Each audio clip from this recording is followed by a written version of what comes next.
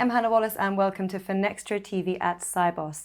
Kindly calling into our virtual studio now is Simon Byles, Global Head of Business Development for Managed Services at SmartStream. So welcome, Simon. Thank you very much for joining us. No, thank you for inviting me. Pleased to be here. Really good to have you on.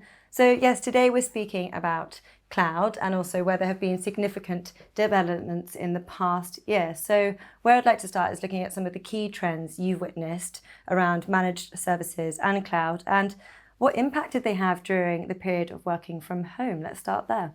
Okay, great. Yeah, again, thank you for inviting me. What we've really seen in the most obvious trend is really the greater interest. Not only the greater interest, but also the readiness to act. That could be driven by opportunity in some cases, or simply survival in others. It's very obvious, I believe, the business case for leveraging a managed service, especially one that uses the cloud. We have ready-made solutions. We provide for optimization, digitalization, growth, obviously improvements in control and efficiency, as well as cost savings. So they are the broad pitch benefits of what we offer. And I think what COVID-19, as you say, working from home has done is focused the audience on what perhaps was already a strategy, but is now magnified that focus, whether it be drawn out of survival or business growth and business opportunity. That focus has been there. We at SmartStream, as an example, 2019, we saw a record year in our managed services cloud provision. In 2020, we surpassed our record year of 2019, and the trend is continuing in 2021.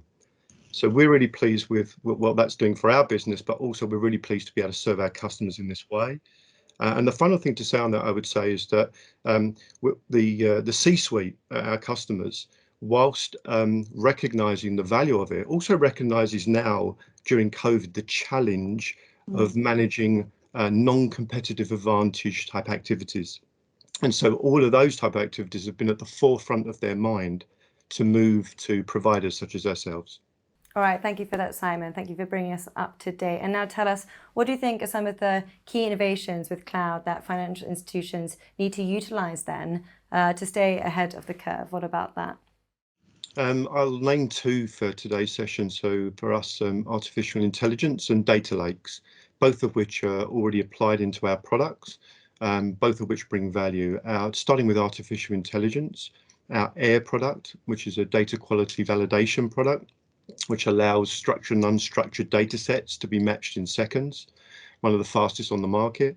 And an example of how that's being used by our customers today would be that a front office or back office connected to the outside world, maybe an exchange, has a technical disconnect, and as a result of that disconnect, requires a tool to be able to match those global data sets and produce results and matching results in a matter of seconds, so that it knows its risk position versus the marketplace. Another one of those artificial intelligence products that we offer is Affinity. Affinity is our machine learning tool, which allows observational learning of the user's activities. These user activities are monitored, understood, and then management insight into how that's being operated, which can then lead to improvements in the process, further automated replication, or in fact eradication. The other one, as I mentioned, would be the data lakes. The data lake obviously is a central repository for the structured and unstructured data, which is fully scalable. And today we actually put the data lake on the back of our AIR product that I mentioned before. That allows for the data quality validation take place, and then management of our clients to be able to then store all the data and then analyze that data for further reporting, whether that be, for example, items like internal management reporting, or whether it be external to, for example, the regulator. All right, so that leads me quite nicely into my next question then. What do you think is hindering financial institutions in their cloud strategies? Well, I think what was hindering them was a fear of the unknown, a certain amount of perceived better to be controlled internal than external, a certain amount of concern with cloud security. And I think all of that has changed over time anyway. And I think COVID has further accelerated that change of mindset. What is fact, and studies have proven this, is that the big providers are now at the very cutting edge of the highest level of security control on managing the data. And providers such as AWS are investing vast amounts in ensuring that is at that point. We SmartStream, working for many years with those providers, ourselves are certified at the highest level of security control. We're certified to the highest level with the PCI DSS, which is the Payment Card Industry Data Security Standard. And that ensures comfort for our customers across physical and personal security, fraud, IT and data security, as well as data privacy. So when you actually add up all of these benefits, the maturity and proven model of the marketplace in terms of the big data providers, ourselves as a provider with our own certifications, the fact that we provide this in the cloud, the fact that the software is ours, and the fact that our proven operational and technology model has been a success, I think it's a compelling case for people to move away from that hindering background. It is indeed, and it sounds like you've been very busy at SmartStream, Simon. So finally then, yes, exactly. So how can the cloud enable then financial institutions to achieve their goals, the ones that we've mentioned? And could you share with us perhaps some use cases of this? Yeah, for sure. We've been working with a number of customers across a number of their sort of business drivers. One that's common to most, as you can probably imagine, is cost effectiveness and cost reduction. And a group of customers have been working with us using many of our services, both the cloud, the managed service, and some of the innovations I was referring to earlier. And in doing so, they've focused on reducing their cost base. And we have a tier one bank example as a use case that's actually achieved a 30 to 40% reduction in its cost base with the collective provision of service coming from SmartStream.